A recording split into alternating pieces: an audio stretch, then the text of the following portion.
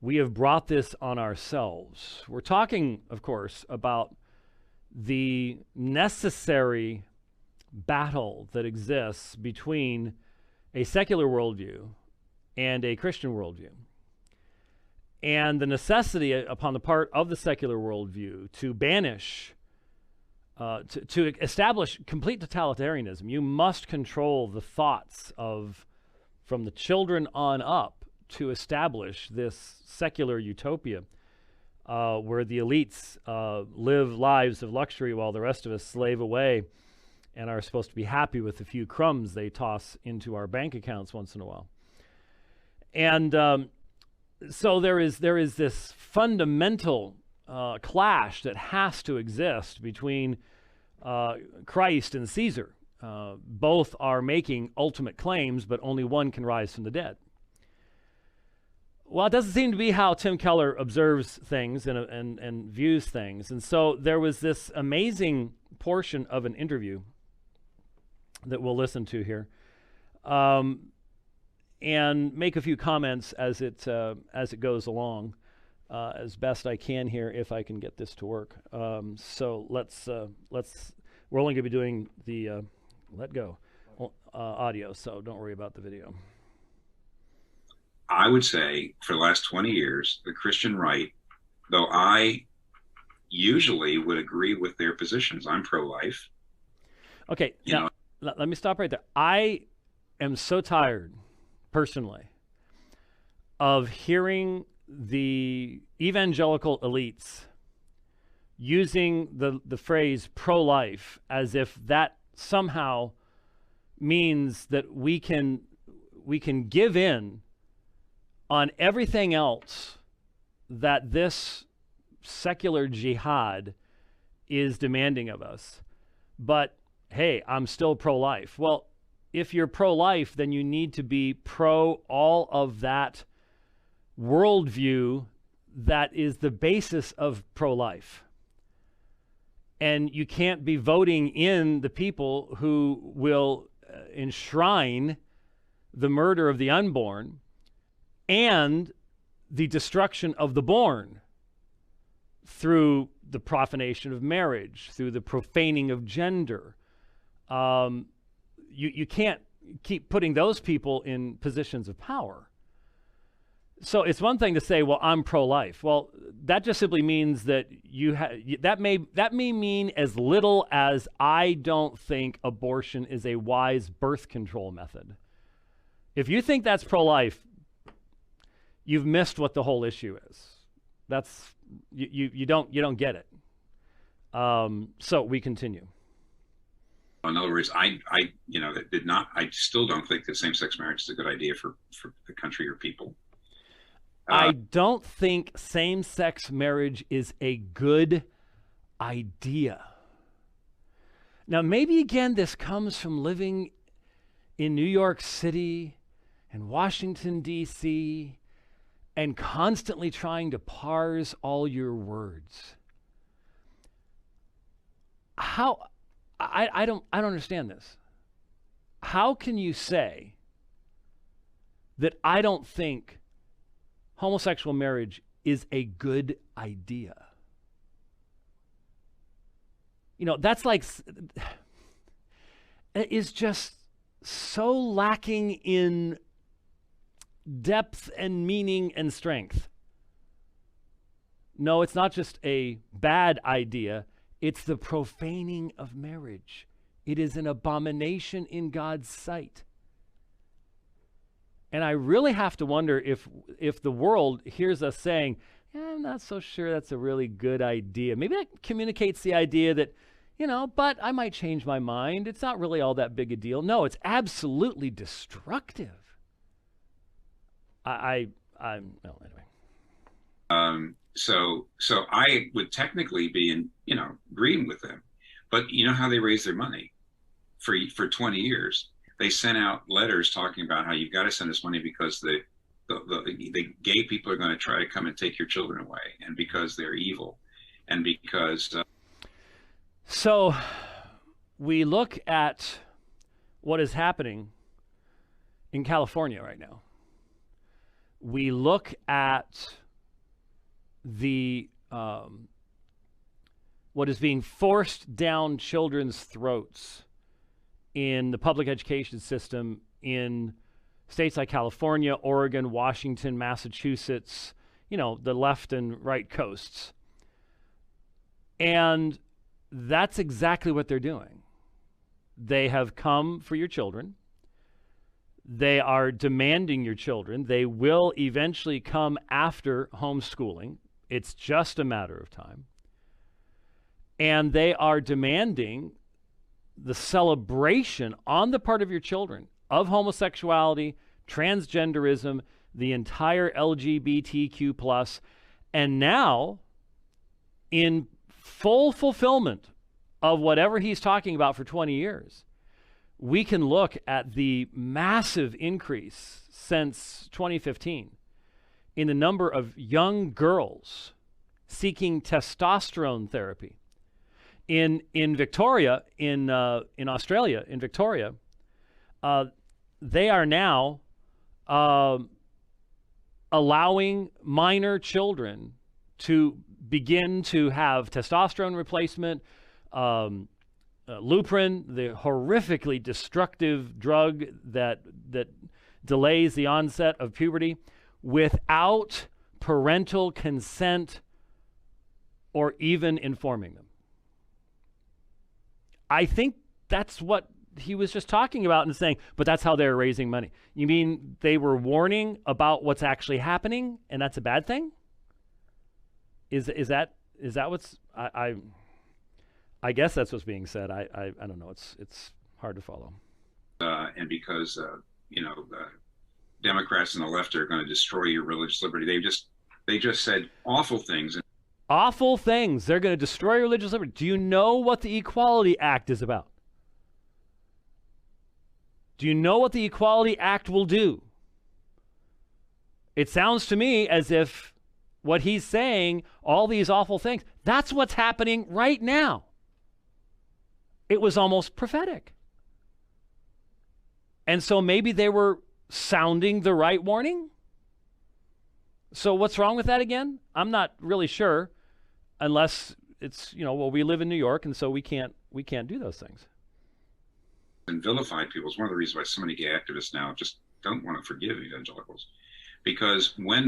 Okay, so if you speak the truth about motivations, what they're trying to accomplish, what we've said on this program since at least over 20 years, that homosexuals do not want equal rights, they want uber rights. We started saying that a long time ago. And that has been completely fulfilled. If you can look at what's happening right now, if you can look at the Biden regime, if you can look at Kamala Harris, if you can look at the Democratic leadership, if you can look at the Equality Act and not see that everything that we warned about is coming true right in front of your face, when are you going to see it? Well, how much clearer does it have to be? Everybody, non-Christians, are going, if the Equality Act passes, this nation is fundamentally changed away from its foundations.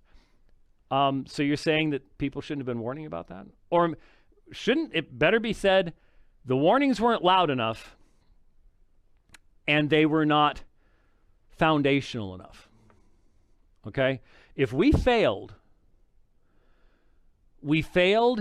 because we tried to sound the warning while still maintaining some kind of friendship with the culture, while still hoping against hope that the good old American way would never allow what the Equality Act's demanding, would never allow what just happened in Cambridge with polyamory, would never allow the Obergefell decision. That was our failure. To not call the culture, maybe it was well, let's just be honest. It was the myth of neutrality. I mentioned this somewhere recently, and someone said, how Bonsenian of you. Well, I think it's Pauline. I think it's Jesus. But yes, the myth of neutrality is undoubtedly one of the greatest sins that the church has committed, that muted and weakened the warning of what was coming. So it was, oh, this stuff is really bad, don't go there, wasn't joined with the only true path of peace, the only true way of human flourishing is submission to the lordship of Christ. Because many of us bought the idea that that's out there and we're all safe in here, and that's that kingdom there, and this is this kingdom here, and the two don't have anything to do with each other. And so we gave them, we let them remain autonomous and believe in the myth of neutrality while we also believe in the myth of neutrality. There is no such thing. Doesn't exist. You're either under the lordship of Christ or in rebellion against it. There is no neutrality. There's no neutrality because he's the creator of all things. That's epistemologically speaking. It's true in culture as well. So it's terrible. They'll never forgive us. I'm not asking for their forgiveness. They need to be asking God for his. Why should I be asking for forgiveness for speaking honestly? I mean, we are really getting to the point where evangelical elites are telling us that, well, look at the Lucado situation. I'm so sorry that 6-7 years ago, or was it 2004? So a little bit longer than that. I forget when it was. When was it? You're right. Yeah. I preached a sermon based on the Word of God. I mean, every minister, and us especially, we're absolutely demand that if we're going to even be allowed to continue to breathe air, we are going to have to apologize for ever having preached 1 Corinthians 6:9-11, ever having preached 1 Timothy chapter 1, and the recitation of the Decalogue that's found there, ever having preached Romans chapter 1. And if you preached it accurately, if you preached it consistently, contextually, historically,